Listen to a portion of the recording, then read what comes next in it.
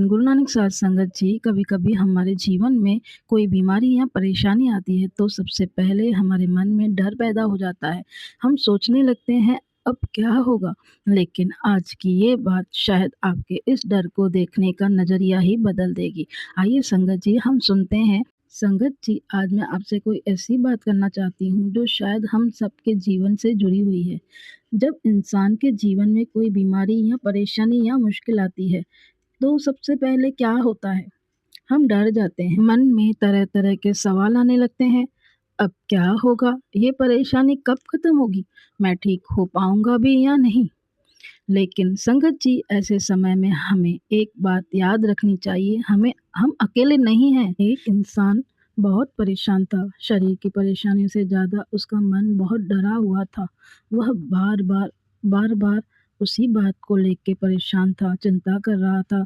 फिर किसी ने उससे कहा, भाई, परेशानी के समय सिर्फ़ परेशानी को मत देखो, अपने गुरु को भी याद करो। वह सोचने लगा, मैं गुरु को कैसे याद करूँगा? मेरा मन तो डर से भरा हुआ है। तभी उसे समझाया गया कि जब मन बार-बार डर की तरफ जाए, तो उसे धीरे-धीरे गुरु के नाम की तरफ ले जाओ। कुछ पल शांत होके बैठो, गुरु का नाम जपो, गुरु की वाणी सुनो और अपने मन की बात गुरु के सामने रख दो। संगत जी, इसका मतलब ये नहीं कि इंसान अपनी बीमारी पर परेशानी को नज़रअंदाज करे।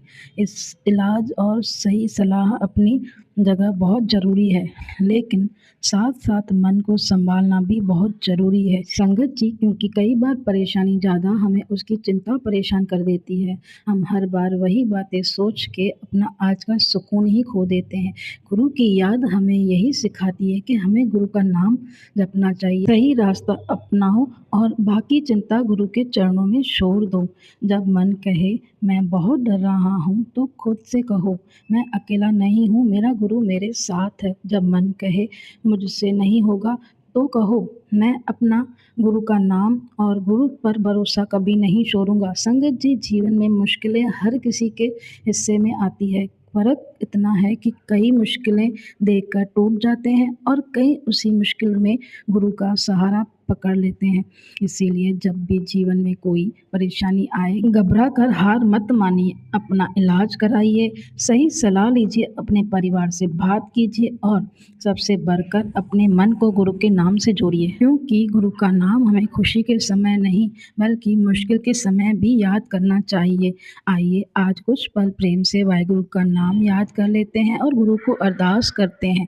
हे वाहेगुरु जी, हमारे मन से डर और चिंता दूर करो, हमें सही रास्ते पर चलने की बुद्धि दो, हिम्मत दो और अपने नाम से जोड़े रखो। संगत जी, अगर आपको जीवन में कभी भी कोई परेशानी चल रही हो तो हिम्मत रखिए।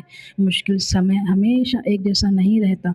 गुरु पर भरोसा रखें, गुरु के नाम से जुड़े रहिए, गुरु का नाम जपते रहिए। वाहेगुरु जी आप पर हमेशा मेहर करेंगे। वाहेगुरु जी का खालसा, वाहेगुरु जी की फ़तेह। साध संगत जी, अगर आपको ये बात समझ में आई हो तो वाहेगुरु जी कमेंट में ज़रूर लिखना और गुरु के नाम से जुड़े रहना। धन गुरु नानक।